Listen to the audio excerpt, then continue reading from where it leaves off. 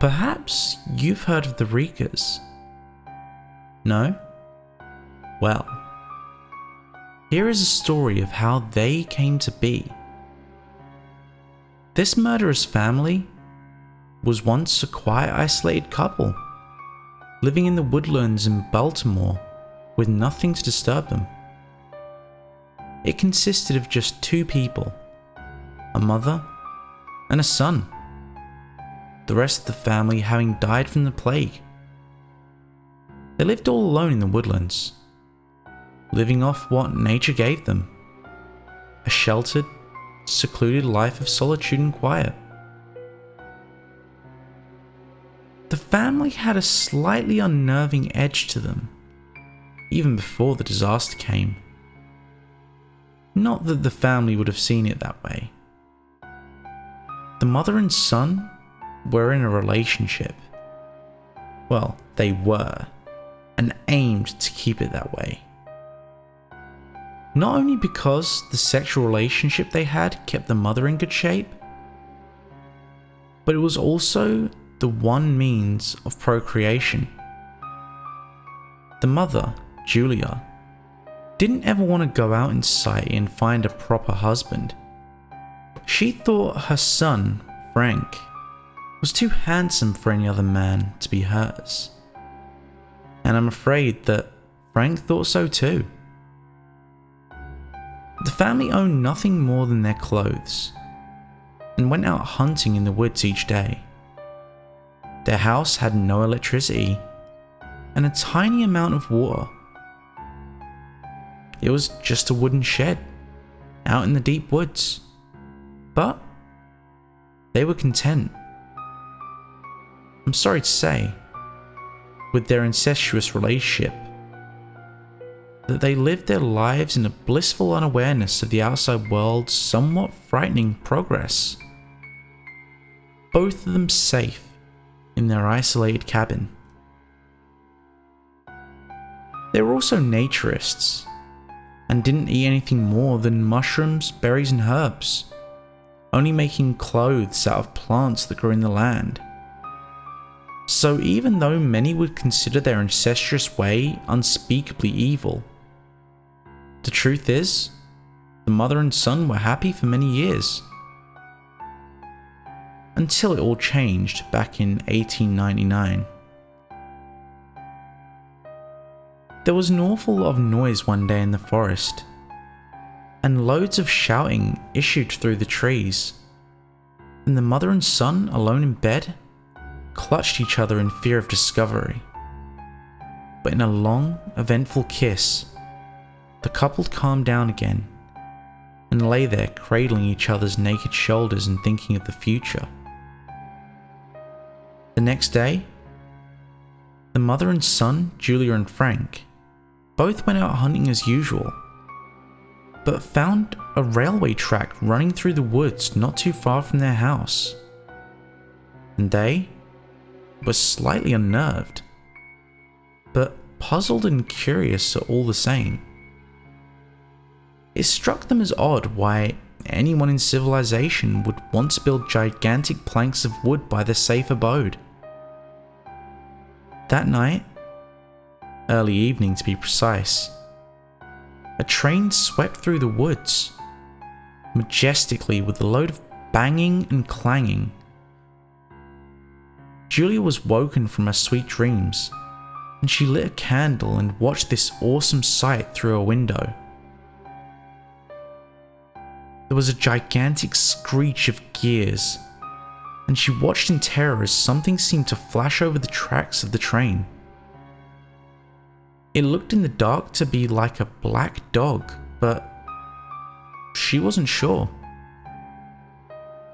A pale form came in the window behind her and crept right up to her.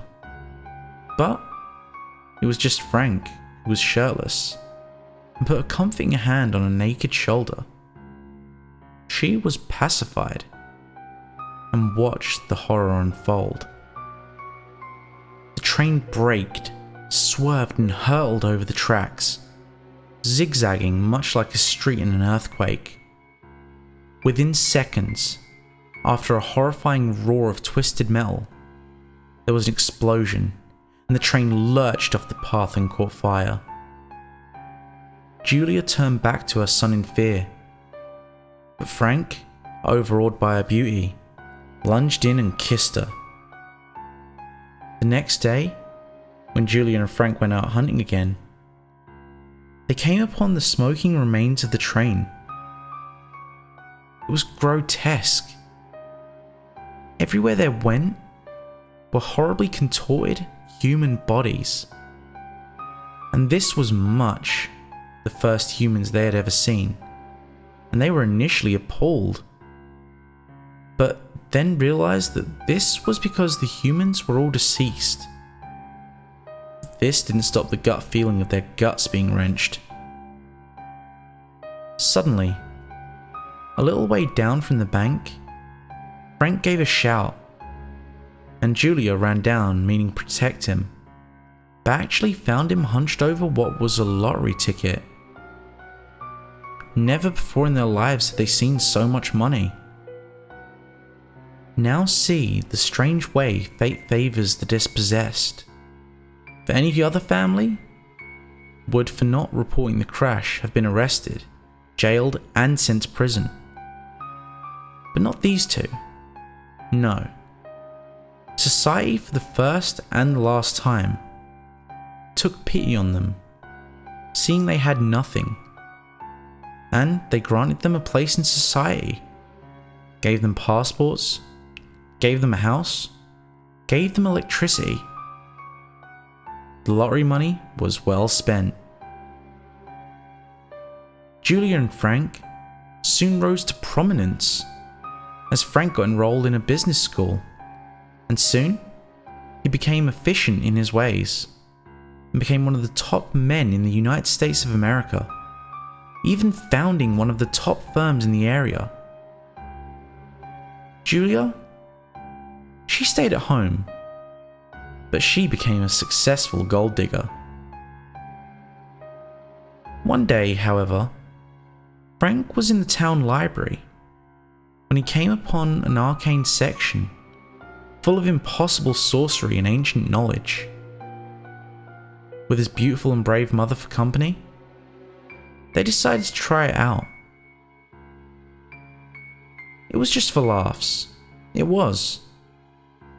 But it was a simple ritual that they could practice, and if it worked well, it would give them everlasting life.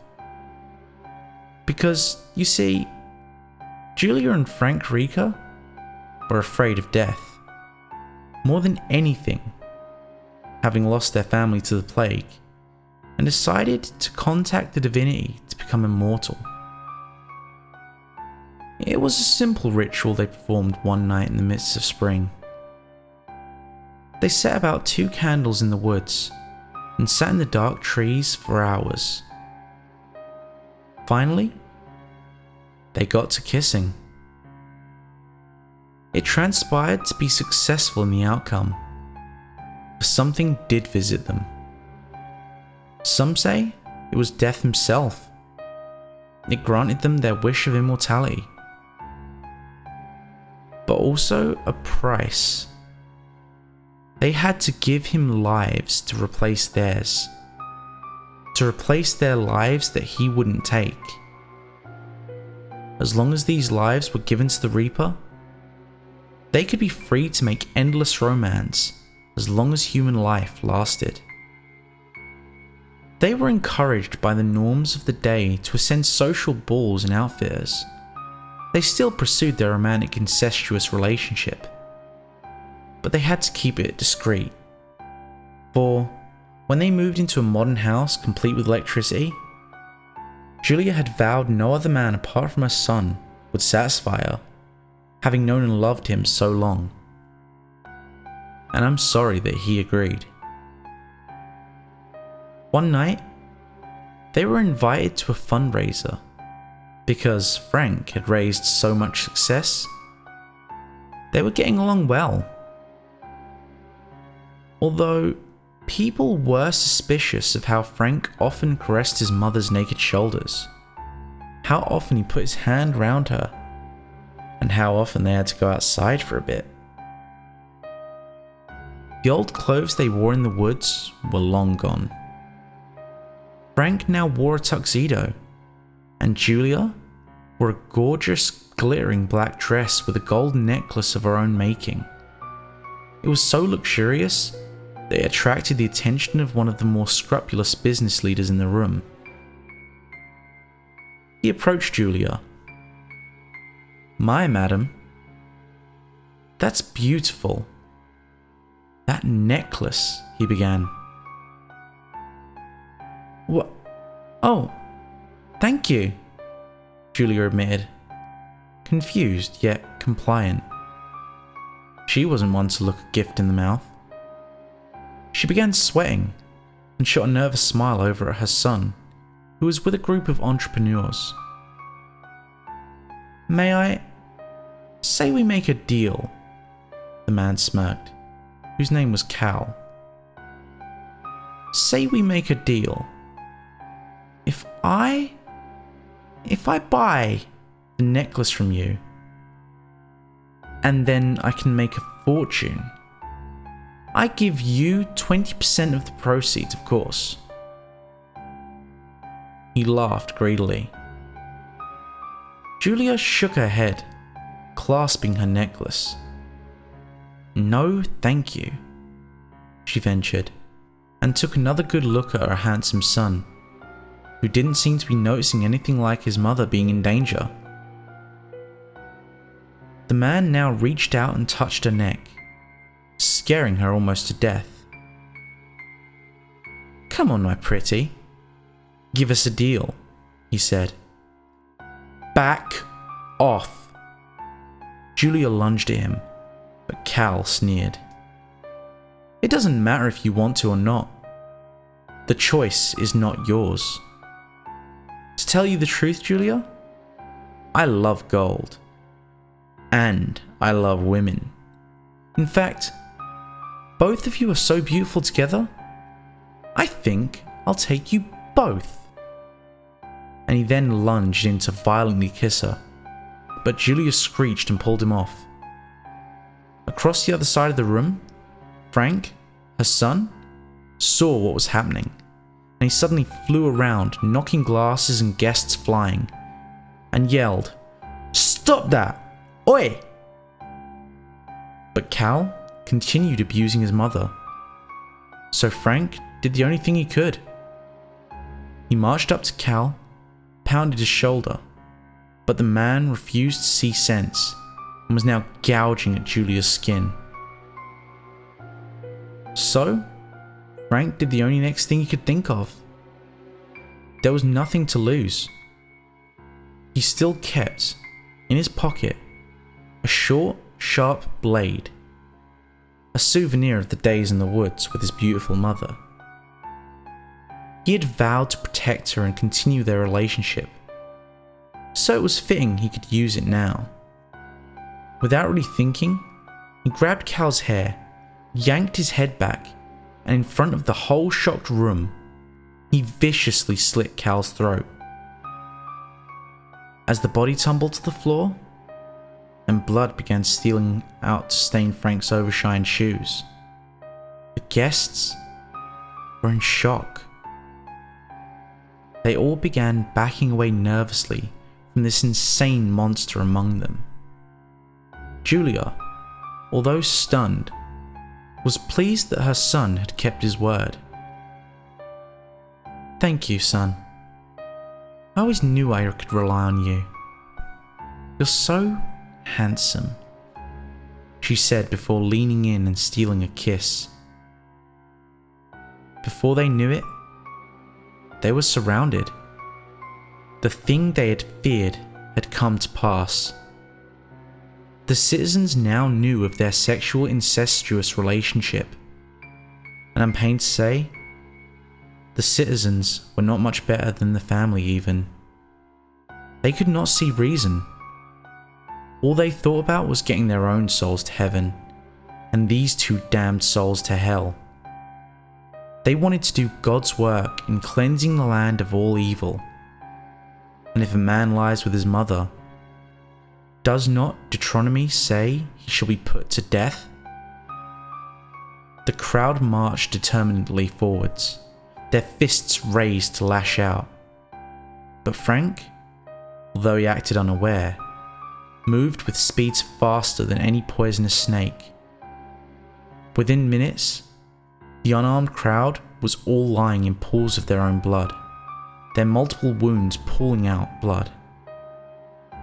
Julia, relieved that he had protected her not only once, but twice, leaned in, smiling to kiss and grope him. And now they've kissed until they slept and woke up, owning nothing but their flesh and each other. They decided soon that society wasn't for them. Humans had presented them with gruesome gore since they met them. And now, they were as abusive and violent as ever. So, that dawn, they prepared to leave. Frank took all of his treasures with him. They would use these to barter along the way.